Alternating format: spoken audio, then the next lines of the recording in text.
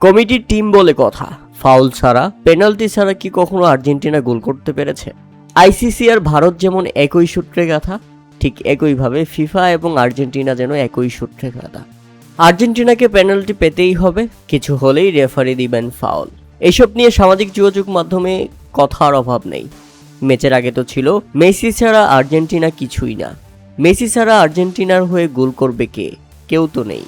কিন্তু আর্জেন্টিনা প্রথমার্ধেই প্রমাণ করে ফেলেছে মেসি ছাড়াই তারা গোল করতে জানে, মেসি ছাড়াই তারা খেলতে জানে কিভাবে দলকে জেতাতে হয়। এই উত্তরটা প্রথমার্ধেই মিলেছে।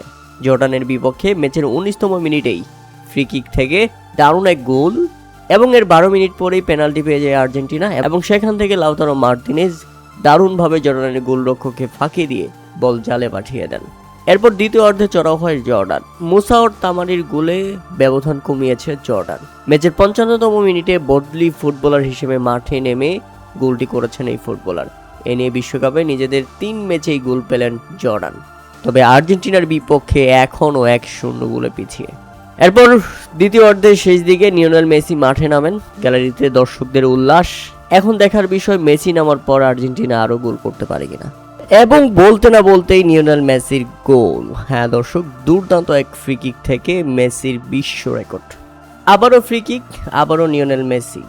আর্জেন্টিনা এগিয়ে গেল 3-1 গোলের ব্যবধানে। বিশ্বকাপে টানা 7 ম্যাচে গোল করার রেকর্ড গড়লেন লিওনেল মেসি। এটা মেসির জন্য বিশ্ব রেকর্ড। ডি বক্সের ভিতরে মেসিকে ফাউল করা হয় এবং সেখান থেকে দুর্দান্ত এক কিকে জর্ডানের ডিফেন্ডকে ফাঁকি দিয়ে বল জালে পাঠিয়ে দেন মেসি। একেবারে নিরূপণ কাজ ছিল মেসির এই শটে। নিখুঁত এবং নির্ধারিত লক্ষ্যে পাঠিয়ে দিয়েছেন বল লিওনেল মেসি, যেটা অবাক করে দিয়েছে পুরো ফুটবল বিশ্বকে। সত্যি নিখুঁত এবং নিরূপণ শট।